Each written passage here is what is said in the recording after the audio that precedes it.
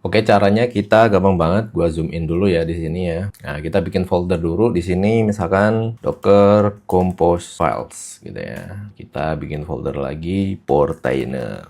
Nah, di dalam Portainer kita bikin Docker Compose YAML. Oke. Nah, isinya seperti ini ya. Service Portainer, container name Portainer, image-nya kita akan pakai yang Portainer CE Community Edition, jadi versi 2331 ya. Nah, ini by default seperti ini, portnya akan open 2 port, restart always, kemudian ini volumenya ya, ini yang dibutuhkan si Portainernya, jadi kita akan nembak si docker.shock-nya, kemudian ini Portainer data adalah volumenya, nah ini akan nyimpen ya, kita akan persis dari si Portainernya untuk semua data yang ada di Portainer kita akan simpan di volume yang namanya Portainer underscore data. Jadi ini bentuknya volume aja nggak apa-apa, nggak bindmons. Jadi di sini gua akan state seperti ini aja, simple ya. Ketika sudah kita save aja. Nah, kita juga bisa menjalankan command tanpa harus SSH ke terminal. Di VS Code kan juga udah ada terminal, kita tinggal control caching. Nah, di sini kan udah SSH dia. Nah, ini kan kita udah di sini ya. Nah, kita tinggal CD ke dalam si Portainer ini ya.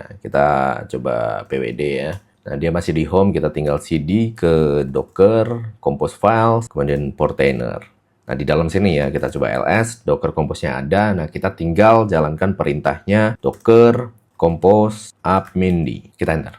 Nah, nanti dia akan pulling si image dari Portainer. Setelah itu dia akan running ya. Sesimpel itu aja. Kita akan menjalankan banyak banget aplikasi di dalam VM ini dengan gampang ya. Udah selesai kan? Nah, ini sudah selesai. Gimana cara ngeceknya? Kita coba Docker PS. Kita cek ya prosesnya. Nah, ini udah running ya. Nah, kita tinggal jalanin yang ini ya, port 9443. Nah, kita tinggal buka browser yang kita punya untuk kita buka apakah muncul atau tidak ya. Nah, kita tinggal buka browser ya, nih seperti biasa. Nah, kita advance, proceed.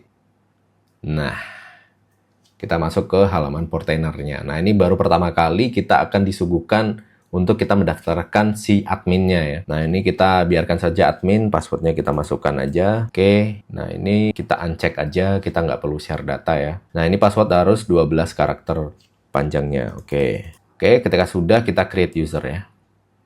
Nah, sudah ya.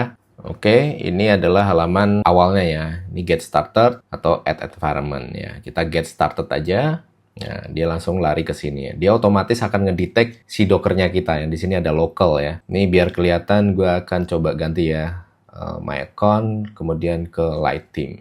Nah, oke, nah ini sudah kelihatan, kita coba ke home ya. Nah, di sini kita dismiss aja dulu. Nah, di sini udah ada Docker ya di sini ya. Ini adalah Docker si VM-nya kita ya. Di sini udah ke-detect ya. Nah, di sini juga kelihatan si hostnya ini punya berapa kemampuannya. Dia 2 CPU seperti yang kita assign di Proxmox tadi. Kemudian ada RAM-nya 2 GB juga ya. Valid ya. Nah, karena Docker di Linux itu dia akan menyamakan resource yang ada di hostnya ya by default. Nah, seperti ini. Kita tinggal klik di sini. Nah, di sini akan ada kelihatan ya. Nah, di sini navigasinya sidebar-nya ya. Di sini ada dashboard, template ya. Ini kalau misalnya kita mau bikin aplikasinya, di sini juga udah ada template-nya. Basically sebenarnya ini adalah kumpulan komposer yang akan dijalankan. Cuman di sini lebih enak ya, tinggal klik and run aja. Kalau misalnya kalian custom juga bisa. Kemudian ada stack ini adalah Docker Compose ya. Kita punya stack 1 yaitu Portainer ya kan. Oke, kemudian image. Nah, ini list image yang di pull yang ada di servernya kita ya. Karena tadi kita baru install Portainer, makanya dia di sini ada Portainer. Ada network, volume, ini Portainer data yang tadi volume kita punya ya. Nah, ini si kontainernya tadi yang jalan ya. Nah, di sini kita ada satu aplikasi namanya Portainer, di sini juga ada. Nah, di sini kita juga bisa ngelihat lognya ya kan. Terus kemudian kita bisa lihat apa ini?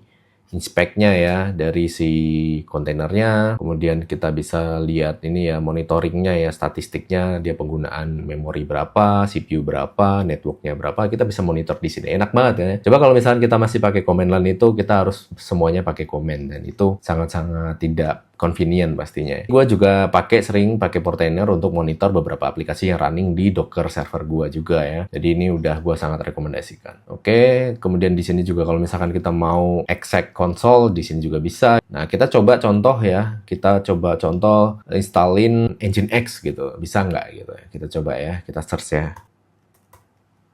Nah, ini ada ya. Kita tinggal klik, kita namain kontainernya aja misalkan Nginx gitu ya, networknya bridge, kemudian udah, kita tinggal deploy aja sesimpel itu. Kalau misalkan kalian pengen ngatur-ngatur portnya ini ya. Kalau kalian penasaran cara menggunakan Docker, gue juga ada course-nya ya, Docker One-on-One Series sama Docker Compose. Kalau kalian pengen advance lagi, gue juga ada full stack Docker multi-container architecture. Kalian cek aja di course gue ya. Oke, nah ini kita coba ya. Kita coba untuk run aja, simple aja kita deploy. Apa yang terjadi? Dia akan nge-pull Nginx image pastinya. Nah, cuman kita nggak pakai command. Di sini kita tinggal klik-klik aja dan run. Kita tunggu aja ya. Nah, seperti yang gue bilang, dia akan run seperti ini. Nah, ini dia ada portnya ya.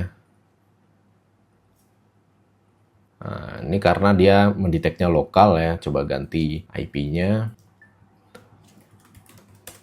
Nah, langsung kebuka ya. Jadi enak banget ya kalau misalkan kita sudah punya home lab server, kemudian kita installin Docker, VM, dan kita installin Portainer, kita bisa lebih leluasa lagi untuk bikin sesuatu yang lain gitu ya.